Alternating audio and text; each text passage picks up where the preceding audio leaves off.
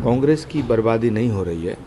कांग्रेस की बर्बादी के सबसे बड़े जिम्मेदार अगर कोई हैं तो वो राहुल गांधी हैं। आज कांग्रेस नेताओं की पार्टी नहीं रह गई है, नौकरों की पार्टी है। ये बड़ी मज़ेदार बात है कि जिनकी वजह से कांग्रेस हारती है वही हार की समीक्षा करते हैं। अगर महाराष्ट्र और झारखंड में राहुल गांधी प्रचार में गए तो झारखंड और महाराष्ट्र से भी इसी तरह के परिणाम आएंगे। समीक्षा तो राहुल गांधी के फैसलों की होनी चाहिए।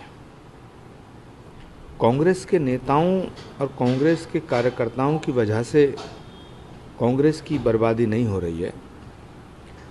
कांग्रेस की बर्बादी के सबसे बड़े जिम्मेदार अगर कोई हैं तो वो राहुल गांधी हैं। राहुल गांधी जी के आसपास उनके नौकरों की एक जमात है। कांग्रेस पार्टी वो पार्टी है जो बहुत बहुत बड़े नेताओं की पार्टी होती थी। आज कांग्रेस नेताओं की पार्टी नहीं रह गई है, नौकरों की पार्टी है। और अफसोस की बात यह है कि राहुल गांधी जी के ये सब नौकर कांग्रेस के बड़े बड़े नेताओं को बेइज्जत करते हैं, उनको अपमानित करते हैं। पिछले 15 सालों से कांग्रेस पार्टी का हर फैसला राहुल गांधी करते हैं, तो उन फैसलों की समीक्षा करने का वक्त आ गया है। मैं कांग्रेस अध्यक्ष मल्लिकार्जुन खड़गे जी से यह आग्रह करना चाहता हूं कि कांग्रेस की वर्किंग कमेटी बुला करके अब राहुल गांधी के फैसलों की समीक्षा होनी चाहिए। ये बड़ी मज़ेदार बात है कि जिनकी वजह से कांग्रेस हारती है वही हार की समीक्षा करते हैं।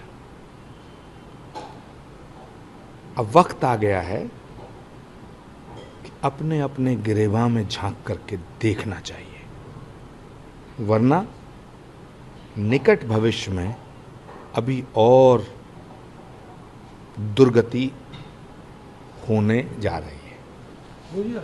अब हरियाणा के चुनाव खत्म हो गए, जम्मू कश्मीर खत्म हो गए, अब आगामी दिनों में झारखंड और आपका महाराष्ट्र के चुनाव, तो वहाँ को लेकर क्या देखते हैं, कांग्रेस का भविष्य क्या है?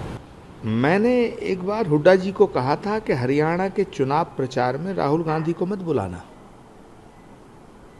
लेकिन वो नहीं माने। मैं आज ये कह रहा हूं कि अगर महाराष्ट्र और झारखंड में राहुल गांधी प्रचार में गए तो झारखंड और महाराष्ट्र से भी इसी तरह के परिणाम आएंगे।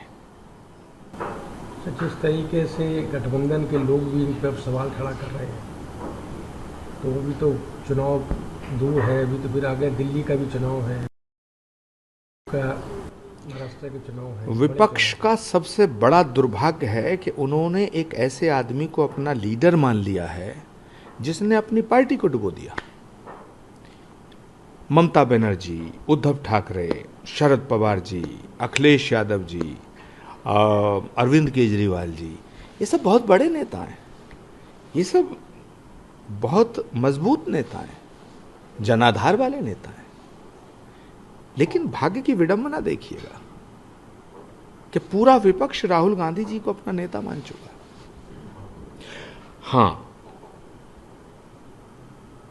कांग्रेस पार्टी के भीतर अब ये बात बहुत जोर शोर से चल रही है कि कांग्रेस की कमान किसे सौंपी जाए।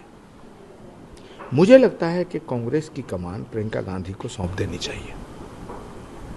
इन्होंने ईवीएम पर भी सवाल उठाए कि कहीं जगह कोई गड़बड़ी मिली, कहीं ईवीएम का बैटरी बैकअप ज़्यादा मिला, कहीं कम मिला। तो कभी ईवीएम पर सवाल, कभी कैंडिडेट पर सवाल, कभी खुद के लोग भी सवाल खड़ा करते हैं। ईवीएम पर सवाल उठाना मानसिक दिवालियापन का सबूत है।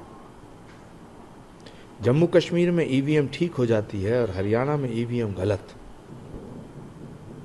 उत्तर प्रदेश में अगर बीजेपी हारती है, लोकसभा के चुनावों में बीजेपी की सीटें कम होती हैं, तो ईवीएम ठीक।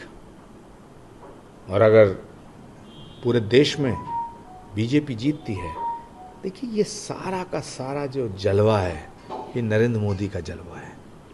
और जब तक नरेंद्र मोदी हैं, विपक्ष इसी तरह ईवीएम का रोना रोता रहेगा और अपनी छाती पीटता रहेगा।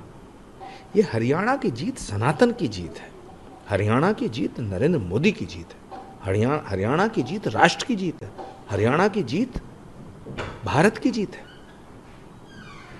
और ये जो हरियाणा में हार हुई है, ये भारत के टुकड़े करने वालों की हार हुई है। भारत तेरे टुकड़े होंगे का नारा लगाने वालों के साथ राहुल गांधी खड़े हैं। और देश की जनता, देखिए, भारत की जनता भारत को तोड़ने वाले को साथ नहीं दे सकती। भारत की जनता सनातन का विरोध करने वालों का साथ नहीं दे सकती। तो विपक्ष को चिंतन इस बात पर करना चाहिए, चिंतन करना चाहिए विपक्ष को कि वो खड़े कहाँ हैं।